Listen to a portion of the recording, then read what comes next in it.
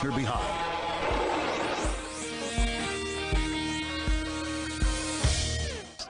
For the 2023 International Pizza Expo in Vegas, and I was a judge there. This is my, I believe, 11th or 12th year. I kind of lost count, and about 40,000 pizzas ago. But this is my all-time record. I judged in 2 days 94 pizzas. Yes, traditional, non-traditional, and pan pizzas. And the last day, I had 10 sandwiches, Italian sandwiches competition. That's So- when you like skipped out early. Yeah, I couldn't. I figured I was going to throw in the towel, but I couldn't. I don't have a towel. But no, the sandwiches this year much better than last year. Sandwiches were excellent. People really put their heart and soul into it. And the same thing with the pizzas. This is probably the hardest time I've had judging. That the pizzas were just fantastic. And there was a couple that weren't that good, but most of them were really good. And the winners, just a lot of talented people out there, and one of which we have be calling in about 10 minutes. So I want you to stay tuned for that. It's a gentleman who I just met before the show started. My friend Derek Sanchez, who's a champion U.S. Olympic team pizza maker and a good friend of mine. He introduced me to this gentleman, and very impressive, very low-key, very, what's the word, modest, I think is the best way of saying it, but very competitive. And so I invited him on today. He set some world records, and well, he'll let him talk about it a little bit. But other Don't than give that, it all away. Give some suspense or something. Oh, I you know. I'm tired. How are you? How are you doing? Good. That's it? A lot of eating. A lot you of know? eating. Yeah. Now, I saved you a lot of pieces, but you walked around the hall there with some friends, and you sampled a lot of pizzas too, didn't you? Pizzas and cheeses and olives and all kinds of good stuff. Yeah, there were gelato.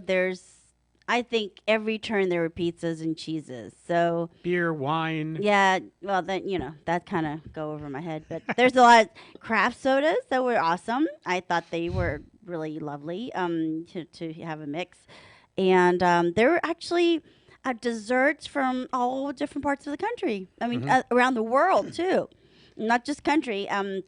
There was a section, the international foods, that had like Turkish, just all internet, like Japan. There's Korea, all kinds of different foods from all over. Well, there was a team there from Puerto Rico, and I think they won one of the divisions. But very nice people, and it's the first time they've been to this convention, and it's next year's gonna be the 40th anniversary. I can't wait for that. So it should be fun and everything. But one of the highlights is in Pomona. There's a company that makes mozzarella cheese, but not just any kind of mozzarella. It's burrata cheese. Burrata. Why don't you explain what that is? Oh, well, just imagine a virtual pouch of cheese, like a gooey, fresh mozzarella kind of cheese, and it's liquidy, it's soft. So if you pop it, it literally like a boba. It just like goes flat, and a lot of the artisans pizzas use the burratas. They put it on, stuff like I've had one that used to have fresh burrata with squash blossom pizza. It was amazing. So that's how I was exposed to it, and they make it fresh there. And we spoke to the owner, and he said he was one of the first ones that make the burrata cheese, fresh burrata cheese. In Pomona. So we're like really excited. Can't wait to bring him on the show one of these days and maybe speak to him. So can't wait for that. But anyway, before our guest calls, I want to tell you about one of our sponsors.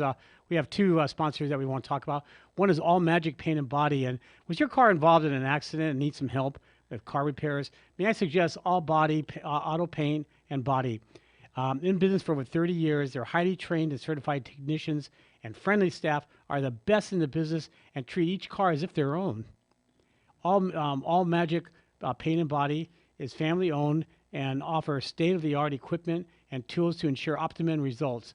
They use the latest technology in computerized color matching and specialize in frame repairs with their modern laser measuring system, and they are OEM certified. All Magic Paint and Body offers car rental assistance with free drop-off and pickup services, and their work has a lifetime guarantee. You don't see that too often, so that's a real big thing. All Magic Auto Paint and Body collision centers are in Norco, Eastvale, Moreno Valley, and in Fontana, and you can visit them at allmagicauto.com. That's allmagicauto.com. I had my car repaired from them, and let me tell you, folks, I'm really happy with it, and I can't say enough good things about them. So, another fun thing is Ray's Shanghai Bistro in Redlands. Yeah, Ray's Shanghai Bistro has moved to their new location at 405 West Stewart Avenue, and it's their phone number is 909-674-0062. And they're located right in the Packing House District, right by the railroad tracks. And their hours are Monday through Sunday, 11 a.m. till 9:30 p.m. last time I checked. And a beautiful restaurant. They have a lot of rooms there for catering and Banquet rooms. Stuff, Yeah, right? Very nice. Just a beautiful restaurant. The menu is upscale and just a gorgeous restaurant. It is the premier Chinese restaurant in the Empire, no doubt about it. Definitely. And they still have our favorite dishes, which are the crispy pork spare ribs with garlic, with spicy lamb with bamboo, sweet and tangy deep fried orange peel beef, a savory basil spicy shrimp, plus, of course, Allan's favorite, hot and sour soup. But their menu has expanded to probably, almost quadruple? Yeah, it's gigantic. It's a huge menu and pictures with everything, which is really nice. And we actually went there on the second day and tried out some of their new dishes, and we find them very nice. So why don't you give the address one more time? Sure. It's 405 West Stewart Avenue in Redlands, and their phone number is 909-674-0062. And that's RayShanghaiBistro.net. Once again, RUISSHANGHAI Bistro, BISTRO.net. Choking here a little bit. So, yeah, Chinese food is amazing, and so is pizza and Italian food. And again, just got back from the Pizza Expo in Las Vegas, and a lot of competition this year. 94 pizzas I judged in 2.5 days, actually 2 days. And I was just very overwhelmed with the kind of people that go there. It's probably the friendliest group of people in a food business you ever find. The camaraderie is amazing, and you feel like you're part of the family. I mean, I'm not a pizza maker. I have nothing to do with pizzas except I love them. And again, being a judger, but it's just one big family. And there's one gentleman who, Derek Sanchez, who I've been friends with. He's one of the master pizza makers, winners in the United States. And he introduced me to this gentleman the day of the first day of the Pizza Expo. And I was very impressed. I didn't know much about him, but very low key, very just a nice guy. And sure enough, this gentleman did a few things this time that no one else has done. So really, it's my pleasure to have him on the line. His name is Joe Carlucci. He's calling from Alabama. And Joe, welcome to the Let's Sign Out show. How you doing, sir? Pleasure Good. to be on. Yeah, it's my pleasure. Let me tell you. Now, you started in New York, and one thing about you, again, I just met you for a few minutes, but you're not the typical New Yorker.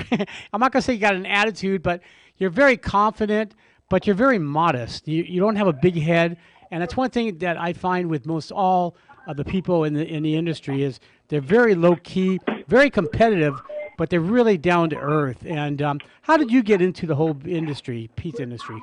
How did I get into the what? The pizza industry. I'm from Carmel, New York, and my brother-in-law owned a pizzeria growing up. And my mother used to work there. My sister was dating at the time, the gentleman, and I started washing dishes. And, I worked my way up to the counter and so forth. And they were right off the boat. They were from Queens, New York. It was called Redendo's. And, I took to it and I loved it. I wasn't much of a book person to say in school. And I always had a good work ethic and I loved to work. And that's something that is very, very important in the industry there. I mean, you are the typical pizza maker there in terms of people grew up in the family that either had businesses or when they're young they worked in it. But It's become a real passion now, and it's really a work of art. And that's one thing about pizzas. It's not this garbage as this you make quickly and get rid of. I mean, you take a lot of pride in it. And now your restaurant's in Alabama, I think Banniston, Alabama. It's called Valentina's. How long have you had that one? About 2.5 years. Okay. And now, Alabama. When I think of Alabama, I don't think of pizza. So, yeah, is there a lot of competition there? Believe it or not, I'm in Madison, Huntsville area, and it's defense contractors for the United States. So we have a lot of people. It's more of a hub. So I mean, don't think of my cousin Vinny, Alabama, but it's very techy and it's very strong. And we have people from all over the world, all over the country that live here. So the competition for pizza is just as hard as it is anywhere else. There's a lot of great local pizza places around here. So I'm always trying to improve and sharpen my tools in the industry. Well, you definitely have done it. And with me too is Isabel Bussey. She's my co-host, and she was at the convention too. Izzy, you want to say Yes. Hi, how you doing? Good. How are you? Good, thanks. I actually tasted your pizza. I have no idea. Actually, Alan had to point it out. Well, remember that one? I'm like, oh my God, it was probably the best non-traditional pizza there. Skipping ahead, but Yes. we don't talk about that. But now you've been competing for, I think you said 25 years in the competition? Oh, at least. Wow. Now, in terms of that, what's involved in competitions? I mean, it's a lot of work. How long does it take you to come up with a pizza that you feel is worthy of competition and winning? Oh, anywhere from 6 to 8 months, for me at least, and Derek, and that's why we're so alike in this. Is we start right after the competition's over. You might take a little break, but we're started talking about it on the phone. We'll start trying different dishes. If we're doing non-traditional, we typically make the dish on a plate and then say, how would this appeal on a pizza and how would this taste? Okay. And then throughout the year, I'm talking to Tony Gimignani or Derek Sanchez or any of my World Pizza Champions teammates about dough and, transporting it, when the competition is, what month it is, what's the temperature out there, how I'm going to get it over there to be exactly the way it is when I make it here. So it's not just like, 2 weeks before the competition, I'm going to make a pizza, at least for me, How many times do you make your pizza in terms of trying it out? Do you have a whole testing crew out there to sample? I have customers, I have employees, I have friends, I have families. I must have spent $3,000 to $5,000 on this pizza in the last 4 months because I did a lobster crab meat. Of course, I picked one of the most. Right. Yeah, we'll talk about that in a minute. Now, in 2022, that's one of the competitions that you won. Why don't you talk about that? In the industry, and then having a chance to win on that day. Right. Now, in 2022, which one did you win on that one? I won traditional. I just did a basic sausage and pepperdew with Fiore di Latte on a traditional pizza. Mm-hmm. Now, pepperdew is something that it's been around for a little bit, but not a lot of people know about it. But it's kind of a sweet, a little sharp chili pepper, but it's great, and I think its combination is fantastic. And so you won the traditional on that one. Now this year you decided to do non-traditional. Let's talk about that a little bit. Now this is the one that won the non-traditional, and we're talking about I believe 330 competitors in all the different categories. So it's not just one or two; it's a lot of people from around the world too. So why don't you talk about your winning your dish, your pizza? Sure. So I did a mascarpone mango base with a little mango chutney in the mascarpone, and then I did a lobster crab meat mix with a brick cheese, like a Wisconsin cheese, a creamier cheese, and then when it came out, I had a burrata pureed in a pastry bag, kind of like a regatta, spotted on it, topped with a mango chutney with lemon, garlic butter, and a little crushed pepper to give it sweet, and then I had the spicy with the crushed pepper. Izzy's shaking her head. Do you want to chime in, Izzy? Yeah, as soon as I bit into your pizza, of course, I had no idea, like being out in the audience, there's so many pizzas coming out for the tasting that you have no idea which one you're tasting. And it was just phenomenal. It was like, okay, halt. I'm not going to eat anything else. This is it. This is the one I'm going to eat all of it. And it's just, I mean, it has all the different flavors. I mean, it hit all the notes. I mean, you can taste every single thing. And, you had some competitor that had a lobster pizza. I hate to say that, but yours blew them out of the water. I mean, just totally. I mean, theirs compared to yours is like, it's okay. Well, it's nice is that every bite of your pizza, you get all the different ingredients, and that's something that I think is so important as a judge. That's what I look for, and unfortunately, a lot of competitors they don't have that. They kind of lump things together, so you can eat one or two pieces and not even have anything on there. So, but on that one, again, you won a traditional, non-traditional, and so that's the second one. Now, they took all the winners from the different divisions, and you also won Pizza Maker of the Year. And what was that like? What did you make for that one? So last year I competed in that, and I was runner-up. I was in second. I lost by .03. Oh. And I remember asking Tony Gemignani, like, how do I do this? Like, I've never done this. And they're going to pull out a secret ingredient. And he looked at me and he said, just whatever the topping is, think of it. Whatever the ingredients is, think of what kind of dish you would eat with it and make that on a pizza. And I was like, okay, that made a lot of sense to me. So going into this year, I wasn't as nervous, and I was ready for something maybe Brussels sprouts or chicken liver. You don't know, and it was regatta. So that was very simple. But I also did not want to just do regatta over a pizza like a white pie. So I infused the regatta with pepperdews and honey. And then I made a white pie, and I used fontanini sausage, and I spiced the sausage up. Something different. Wow, just listening to it sounds tremendous. Now, I wasn't judging for that one, but I do remember tasting your pizza, and all the judges, we just kind of looked at each other. We didn't say a word. It's a blind tasting. We have no idea who made them, but I do remember yours. Right.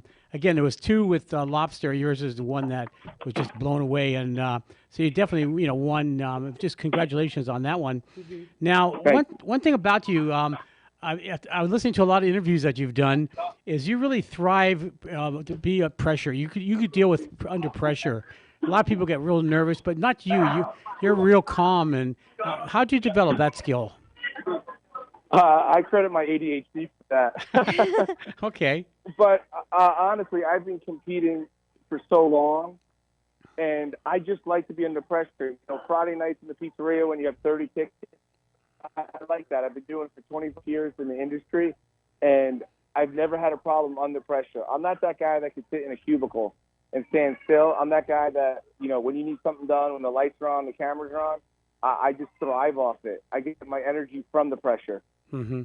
Now, can you compete again next year, or once you've won it, next year? You're breaking up. I'm sorry. Can you repeat it? Next year, I will compete in the best of the best. Okay. Which is one of the biggest. After that, I can maybe I'll next year. After that, I'll be sitting next to you judging maybe together. Okay, cool. That'll be fun. So, listening to the Let's Sign Out show right here on AM 1050 and 106.5 FM. The station is Leave No Listener Behind. And with me is world champion pizza maker Joe Carlucci. And besides winning the non-traditional and a pizza maker of the year at the 2023 Pizza Expo in Las Vegas, you also have two Guinness World Book records. For one is the highest pizza toss. Let's talk about that one. I saw that and I just couldn't believe it. That was like so amazing. Impressive. Yeah, how do you even think about getting into that? Well, that was on the Food Network. My mates from the World Pizza Champions, Tony Gemignani, Michael Shepard, and Tyler Chapman. And I just remember I practiced that so much. I felt like a pitcher in a baseball game. I thought I threw out my rotator cuff. That's how much I practiced that. And you just, tossing every day for 15, 20 plus years and then competing in something like that, it was something that I was comfortable with. So I had an advantage over some of the other guys maybe because I make pizzas so much. Right. Now, how high did you toss it? 21.5 feet. Izzy, can you imagine us doing that? Yeah, that's for me. Yeah. Wow. And on a side note, last year my daughter set the kids' Guinness World Record for the highest pizza toss. Oh, she Oh, did. wow. Yes, 13.9 feet. Oh my goodness. So it's a family affair. That's great. Yeah, we try to keep it in the family. Well, I'll tell you, you definitely are. Now you also did one for um, spinning it and Longest pizza's fun. right, and that's making it, tossing it and stretching it out. Now, how big was Right. that? That was gigantic too. 72 centimeters. That was with Gordon Ramsay. Wow. So you've got two. You're in the record book for 2 times. Do you plan on going for any other records? What's that? Do you plan on going for any other records? Yes, I don't. I'm looking up right now what I can do a record with. Again, I want to be the first daddy Guinness World Record for pizza. So I'm just trying to figure out which we can set or which record we can break, Okay. if there is one. How about tasting 94 pizzas in 2 days? I don't. That should be for sure. Oh, come on. I should be up there somewhere. That's amazing. Absolutely. It was amazing. But you know something? Again, you don't taste every one. You taste everything, but you don't eat the whole thing. You just taste it a little bit. There's a couple of them I took more than 2 bites, but most of them are like 1 or 2 bites at the most, and that's it. But it's definitely a passion I have, just like you do. Now, what And do you... it's not easy what you did, judging all those pieces and the criteria, because I was unaware that there's other lobster pizzas. So, I thought maybe I was the only one. So that's got to be difficult on your end. Yeah, there was one other one, but it was strips of pizza, strips of the lobster meat. So it was nothing like yours. Yours is, distributed all around, and like I said, every bite you had it. Whereas the other one looked nice, but didn't. And they had caviar on top. Yeah, caviar. But the on it. flavor, I mean, yours is just flavor filled. It's all full body, and the other one was just lacking in that. And sad. I know they Nice put a lot effort. yeah, nice effort. But like I said, Yeah. it's no comparison from yours to theirs. So Now, I appreciate it. do you sell that on your store? That pizza? I do not. We have not put it on the menu yet. We put the pizza that won best pizza maker of the year. We put that on the menu. We're working on the lobster pizza. We might do like a private seating and a pre-order, just because you know how seafood is as far as pricing. Right. yeah. Yeah, but that might be something, a fun thing to do, and I think people pay for it. The uniqueness. No, of it. absolutely. It might be. It's a very unique pizza, and it's a thing. Oh, definitely. Now, in your mind, what makes the perfect pizza? I mean, you talk to different people, and they say the sauce, they say the dough. There's a lot of different opinions on it. What to you is the number one thing to make a good pizza? Dough. Okay, and how long It's the dough. How long did it take you to make that in terms of getting the recipe that you like? Well, I've been working with Tony and Derek for the last couple of years, and every day, Derek, he's a doctor. He's like a scientist. Dr. Joe, you're right.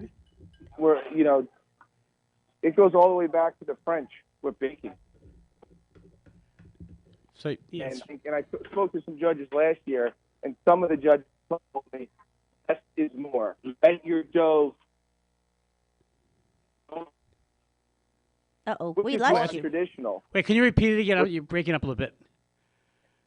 I said a lot of the judges last year, after I competed, said, less is more for me. We want to see the highlights of your dough. We want your dough to be the star, for at least for them. And I always go in the mindset of, I know my dough is on another level. I take a lot of passion in making it, and I do a lot of research every day, every week, every month. So I think that always gives me one up. Everybody says they have the best dough. Typical New Yorkers. I grew up in New York. Oh, we have the best dough. It's the Right. water. It's the It's water. the water, That's just a typical. Yeah, that's just the arrogant New Yorker attitude. And I don't take that approach anymore. Yeah. It's very ignorant and one-minded. How did you wind up in Alabama? Witness protection. I'm kidding. I used to be a consultant for open up pizzerias, and I opened up a pizzeria called Tatora's in Cove, and I fell in love with it down here, and I moved down 2 months later. Wow. And I haven't been back. That's it.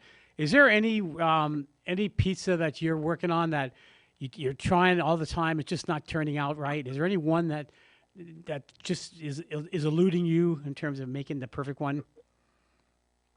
Well, I do want to. I'm going to start trying to get into the Chicago cracker thin cavern style. Mm-hmm. It's something I haven't done before, and I like a challenge, and it's a challenge for me because I'm New York style, or sometimes like we have Sicilians too, the pan, the thicker crust. But it's a little. It's not scary. It's just when you do something for so long and you're used to doing New York style, and you kind of go outside of your circle. But it's pizza, so I know pizza, so I know I can conquer it. How about Detroit pizza? Is that big in Alabama? I know here Yes, it is. It's big. You just can't find it, but it's awfully big. Yes, I have actually. Monday, I have a teammate who specializes in that. His name is Lee Hutzinger. He's a friend of Derek's, and you know Lee? Yes. He's coming here Monday for 4 days, and he's going to help me with my Detroit style. Oh wow, yeah, the first time I had that. Sean, he's Randazzo. Yeah, he's no longer here, but all the judges. I was at the last panel for the judging, and all of us we just looked at each other. That was it. It was like, oh my God, we've had nothing like that. And Detroit style pizza it's pan pizza, but it's cheese, usually a white brick cheese that's around it. So it's kind of like burnt cheese, but it's not burnt. It's just the flavor, a little bit of the grease in it, but it's absolutely fantastic. And if the bread is made right, the cell structure, it's just fantastic, and it's crispy on the outside and just soft on the inside. And that's, I think, one of my favorites. I know Izzy, that's one she's been looking for out here. You just can't find it, can't we, much? Yeah. No, you're 100% right about the dough, and that's what Lee specializes in. He's coming out here, and he's going to work on that. You know, if I didn't win Pizza Maker of the Year, I was going to go after that crown for pan pizza next year, but I'm happy with not competing anymore. Well, I got a feeling you're always going to compete. You're very, you're just an incredible person. I love your stamina. I love your passion. I think that's one thing that I can say about everybody who's there at the convention. The passion is amazing. People there, sure, it's competitive, but you guys will help each other. You want to grow the whole profession. It's not about just individuality. It's making the profession to a higher level. And this pizza competition, pizza industry is bigger than I'll ever be. Yeah. I mean, I learned that from Tony Gemignani. I mean, he's the Babe Ruth and Michael Jordan of pizza, and he's the most humble person, and I owe all my success to him. And he taught me a long time ago, because if I would have quit when I first competed because I came in last, I would have never competed again. Mm-hmm. And it was Tony that encouraged me to keep going and believed in me and said, you know, I have come in last. I've come in this. You're not going to win every time. You're going to lose more than you're going to win, but it's not about winning. It's not about losing. The friendships, the partnerships that you're going to make in the next 20 years, you can't put a price tag on a win. I could pick up the phone and call any of the competitors in the last 20 years and say, hey, man, I'm having a brain freeze on my dough. I'm having this. And they'll be like, hey, this is what you need to do. And that's bigger than any win. Mm-hmm. Yeah, egos can get in the way. I know in all the other professions, all the food shows I've been to, egos are just incredible. But here, I don't hear egos. I hear passion and pride. And there's a big difference, you know. It's not just phony stuff, you know, and talking arrogant and stuff.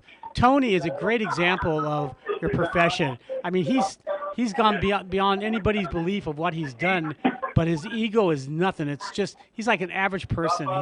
He's a caring guy, just a great, him and his family, just a great guy, great father. And I just look up to him, and I'm not even in the profession, but I just, as a human being, I wish everybody was like them. And I think everybody would be so much better if they were like you and Derek and everybody else. Same thing, here to help each other and not just stab each other in the back. And that's something I've never seen in the 11, 12 years I've been a judge there. The young lady that was competing, I don't know if you were there for Pizza Maker of the Year. Her name is Cataldo. She's 18 years old. Yeah, we were there. I wasn't there.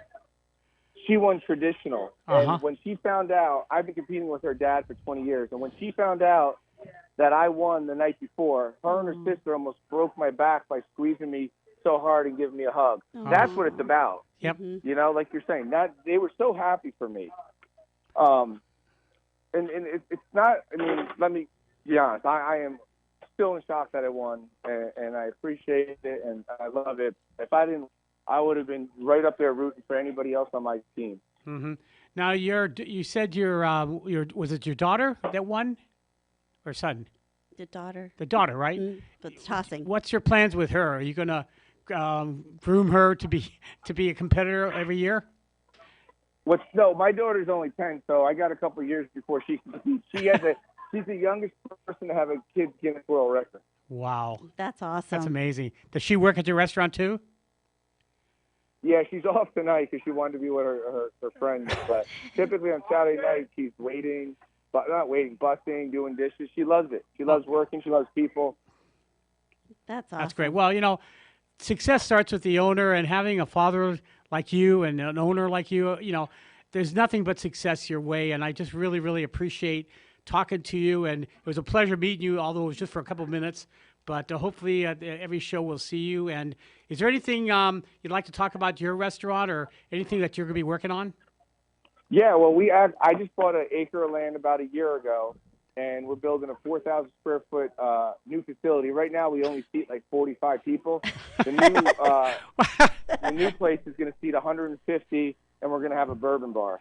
Oh, wow. You are a glutton for punishment, aren't you? So you guys are going to have to come down. I got plenty of room in the house, and you can check out the new restaurant when it opens this summer. Oh, I'd love to have you on the show, too. We'd love to do that. So, Joe, thank you so much. And do you have a website if people want to get a hold of you? What's the best way to? Yes, it's valentinapizzeria.com. valentinapizzeria.com. And, any questions or anything, those thinking about opening a restaurant or want to get into the pizza business, he's one of the gentlemen you should talk to. And Joe, thank you so much for joining us. And I know you're slinging pizzas out there. I can hear it. So keep your customers happy, and hopefully we'll see you before the show next year. Thank you so much for having me on. My pleasure. And I appreciate it. Keep them going. Have Take care. a great night, guys. You too. Have a good night. Bye-bye. Bye. Wow, what a neat guy. I know. You meet people like this, and they have reasons to have big heads, and I've seen people with just big, giant egos and cocky as can be. Mm-hmm. Not that New Yorkers aren't, but it's a different way of cocky. It's a lot of self-assurance and pride, and that's something that you just can't teach. It's something, it's in your heart, and you've been in this for 3 years now. You've been coming to these things, and everybody there is just, they welcome you. And you could see them just like little puppies, their tails are flowing and they want to learn. Derek's a great example. Derek Sanchez, he's worked so hard to get his dough to a certain level. And guess what? Now that it's at a certain level, He wants it better. He wants it better. So he'll never be satisfied with it. Yeah. I mean, it really opened my eyes, I think, from a layman to pizza and to dough. And then to learn about it and, the science behind it, how much science and how much you have to consider. I mean, humidity of the day, the heat, the temperature, how long you have to ferment the dough, what kind of flour you use, it all makes a difference in the dough. So it's not just, somebody putting some flour together and making a dough. It's not that simple. It really is an art, an artisan. I mean, they're not making just pizza. These are artisan pizzas. Now, Izzy is talking from experience. She got really turned on to making dough. So Izzy has the patience. I don't. I was like, it's good enough, Mr. Social Worker here. But we got some Orlando Foods sent us 000 flour. And Izzy made some pizzas. And actually, the dough turned out really, really good. But it was an experience. It was a learning process. And, it took 3 days to rise in the refrigerator. And it's a whole process. It's not that easy. And it's a lot of trial and error. I mean, my first batch I tried, it came out horrible. It was, the dough even was harder than a rock. I couldn't have added more water. It was too watery. I mean, it just didn't work. And, I didn't know, especially for dough and for bread, because, when you're taught to bake or whatever, they give you cups, they say, oh, so many cups of this, so many, whatever. You have to actually weigh it to be so precise. Yeah, that surprised me too. That itself, it surprised me. And you have to have a really good scale, not just one that, maybe it's on the dot.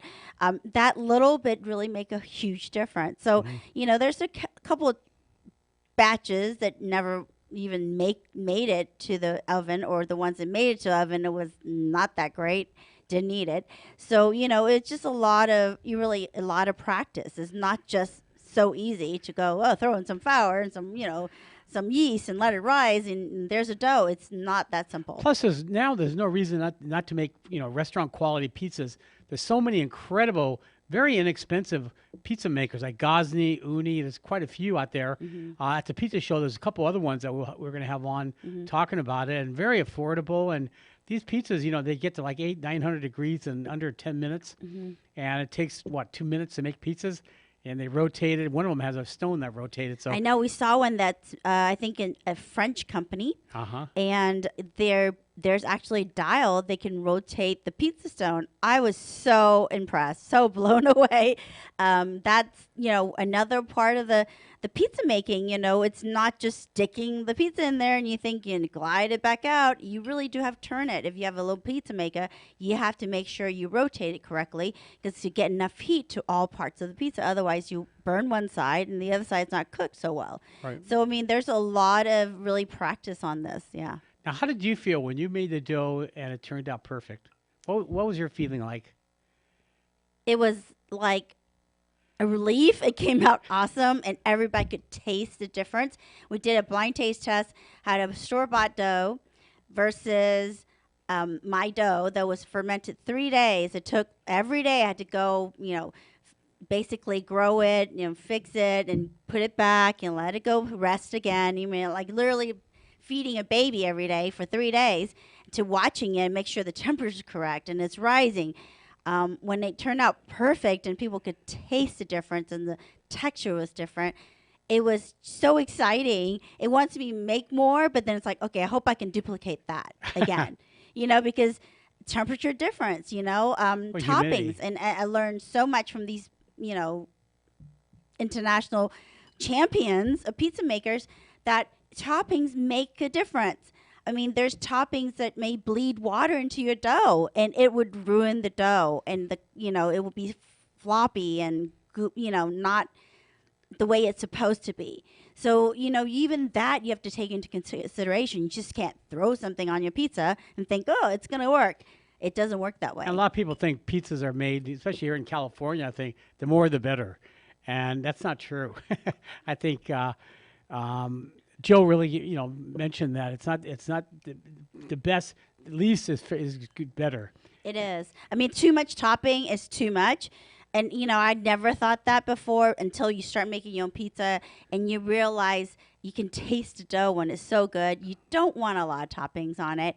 You don't want it soggy. You don't want it all way down because you want to have a good balance. It's called balance of flavor. When I judge it, there's some pizzas they look great. You pick it up, everything just slid off, and like that, There were a lot of gooey pizzas. Yeah. I was, I think the first day I tasted a couple. I was like, oh, just it's so sad. I didn't want to take more than one bite because it was like, okay, a waste of my calories because all day there's gonna be awesome pizzas, and I'm like, I'm gonna hold out for that. But it really is a learning experience. You can see, how you really can see how long somebody's been making pizzas. You can look at the dough. You can tell, wow, they fermented it. There's actually almost like a beehive. There's cells in it. There's low air bubbles. So it's not like you go biology, they press it, it's flat, like a flatbread. It's not that. I mean, a good pizza dough, you really stretch it by hand. You handle it with care, so you keep all the air in it so that you have that once baked out. You have those cells in it. It does make Cell a structure, texture right. difference. Our Yeah. friend Will Grant, he's another master. He uses sourdough. His whole pizza is sourdough, and that's a whole different ballgame too. He brought us into the room where he's proofing it, and his things are bubbling and everything. Yeah, and that sourdough starter started in 18 something. Yeah. I think it was like really. It's been like at least a century old. So it's it's been kept alive all these years. So not only was it a special dough, then now you could take in consideration there's a starter that started way back when, before all of us been here. And he is another the champions that made had a non-traditional pizza that was Paragon Gonzola. It was phenomenal. I mean, it's just it blows you away. You can taste some of them people say I have a sourdough crust. And you go, oh, I don't taste that, but you can really taste it in his. So I was just it really it's a humbling experience to learn about pizza is not just Pizza Hut takeout, that kind of thing. It really is an art. It's a science. But also, don't you look forward to going there? The people are the friendliest people. My only regret is that it's not open to the public. However, if it was, it'd be crazy. I mean, as it was, it's about 10,000 people there, and I think it would be nutsy, if it's open to the public. But it's just something every year you look forward to. It's like a family reunion. Yeah, and everybody's so friendly. And, if you ask, any of these pizza champions, you ask them, how did you make your dough? How do I make it better? They're willing to share their secret. And they're willing to share their knowledge they've gained, which is, like you never heard of that. Because usually most people are so competitive, they don't want other people to get better. Right. There's a gentleman here who owns 3 restaurants in the Inland Empire. And we're going to have him on the radio, but he's like that too. He's very proud of his dough. He really takes a lot of pride in and just really cares about it. And yeah, that's Eddie's Eatery in Claremont, but he also owns Two Demanja. So we're going to have him on, Eddie on. But we've got to recover from this. 94 pizzas, you talk about training. It's like 8 o'clock in the morning till 4:30. That's all I did. Got up a couple of times and walked around. They gave us bathroom breaks. They let you out of the cage. But, I mean, believe it or not, like nighttime, except for the first night, that's the first time all these years I couldn't eat anything. We went to. Derek wanted to go to all you can eat sushi. No, and Allan wants to go to all you can eat sushi because Allan's done this prior, having a competition, and went out and ate a full all you can eat meal, right? Korean barbecue with sushi. Sushi. Well, this one actually showed up, paid the all you can eat fee, which is not cheap, not inexpensive, and just sat there. I nibbled on about a quarter of an inch. I couldn't eat anything. I was just like, oh god. I think it was less than half a bite. It was. I watched. I was like, I learned. Oh my goodness. I learned. So yeah.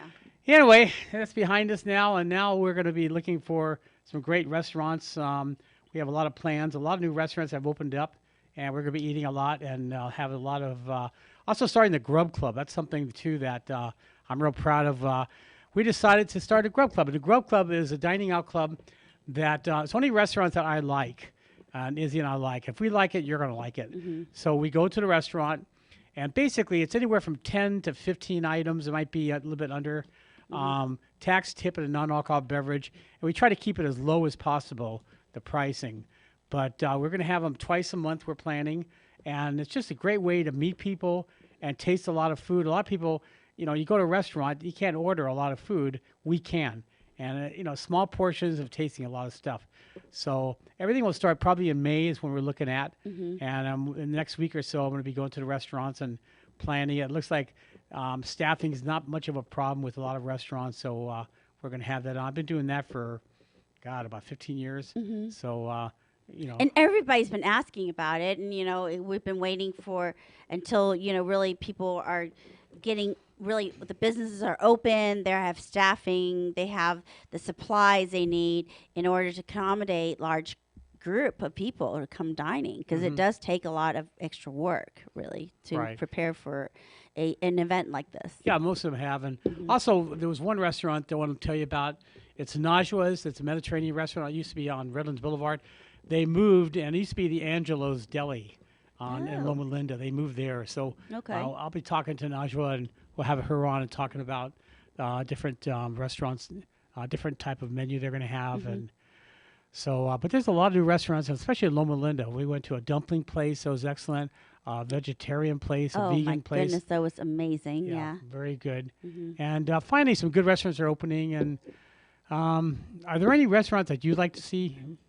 I'd like to see a good Jewish deli, but unfortunately, deli meats are expensive, pastrami and corned beef, and nobody wants to spend $20 on a sandwich. Yeah. But what about you? Are there any in this area?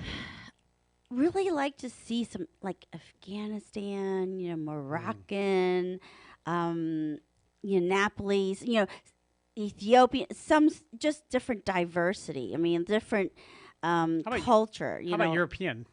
Yeah, European's good too. I mean, I think House Bistro does serve a great European A menu. little menu, Yeah, I Austrian. mean continental European. I highly recommend going there because they do serve some European dishes that you can't find somewhere So else. we're going to So, try to go there for the Grub Club. Also, the mhm, Quarter. mhm, It's called the Quarter, mhm. and it's in Claremont. And great Creole food. Really, really good. He's from Louisiana, New Orleans, and knows the food and everything. So, what else can we talk about? I'm trying to think. Mm, Next week, tomorrow, we're going for Ethiopian food. yeah, we're going to Awazi in Artesia. So anybody here listening to this program, you want to see us? We'll be there tomorrow, early afternoon. 4:30. It's called Awaze, Awaze. Hmm. It's in Artesia. It's upstairs from a big On the shopping center. second level. If Yes, you've never been to Artesia, oh my God, it's kind it's of a Little culinary India. heaven. Yeah, Yeah, it's Indian food. It's Korean food. It's a little bit of this everything. Mediterranean food, all the different Middle Eastern food. Literally, you go down the street, you can see all kinds of different food. It's so diverse. And I love to see that here. I really would like to see that because, a burger is a burger and it's a burger. Or if it's wings, it's only a wings and more wings. So, I mean, I like to see some twists. I like a good Mexican restaurant. I love tacos. Regional Mexican food. Correct. But I think in our neighborhood in Inland Empire, seems to the ratio of um, Latino food versus some other food. There's a larger ratio, of different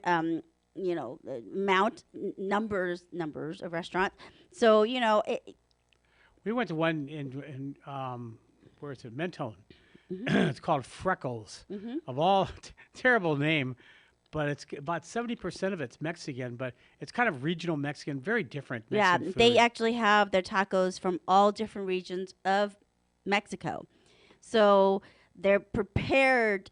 Their meats are prepared different ways, and to the region's flavor and what that region grows. Right. So that was really really exciting for us because it's really different from the everyday Mexican food places. Do you think more and more people are trying new foods now, or are they? You think they're still stuck in the same rut as same meat and potatoes? It's hard to say. People are going to always be people. Some people are more adventurous, more willing to try different things, and some people are not. So Hmm. you can't really. It should be a generalized statement, don't you think? Yeah, probably. Yeah, yeah. I Now, mean, growing up, you grew up in Hong Kong and also Texas and hmm stuff. I mean, you were exposed to all kinds of different foods at a young age, hmm and that's invaluable. I mean, that's where it starts with, I think. And I my, think it does start for the parents. It really does. My thank God, my dad was adventurous. My mother was not so much. I have to say, she doesn't necessarily like cheese, vinegar, cinnamon. There's a whole slew of foods she doesn't like.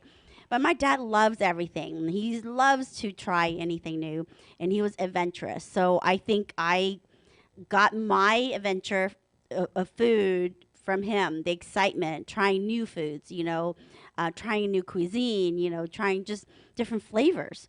So, and keeping an open mind. now, how was your dad? If you what's his expectations? Just try it. If you don't like it, don't eat it.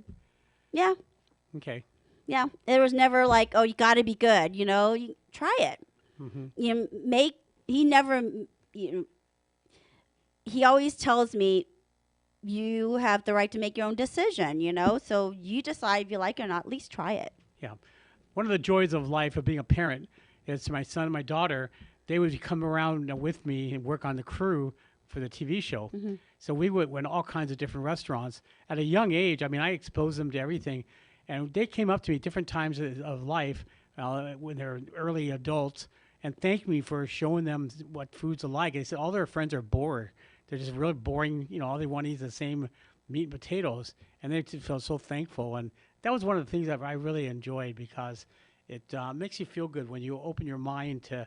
There's so much you can learn from food culture and especially eating healthy too. That's the other thing that we're going to have on a dietitian talking about so many diseases that can be controlled, like diabetes is one Hmm. of them, and heart problems. So anyway, it's not, it doesn't have to be a negative thing if you have diabetes or heart problems. It's a matter of eating healthy and exercising, which I don't do, which you can kick my ass. My butt. I don't have a butt. If I did, you can kick it. But anyway, I'm looking forward. We're going to have a lot of fun things. And what else? I'm trying to think what else we can talk about. Well, in order to have good food, you got to think of one of our sponsors. You have good teeth. And if you have any problems with your teeth, my dentist is a gentleman who I've known for about 5-6 years now, and I absolutely love his work. His name is Tobias Maynard, DDS. He's in Redlands, and I can't say enough things about him. He specializes in cosmetic and holistic family dentistry.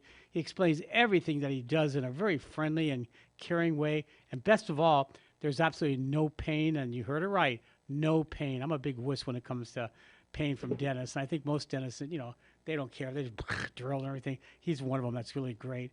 They're very, very friendly staff, and they have some great dental products.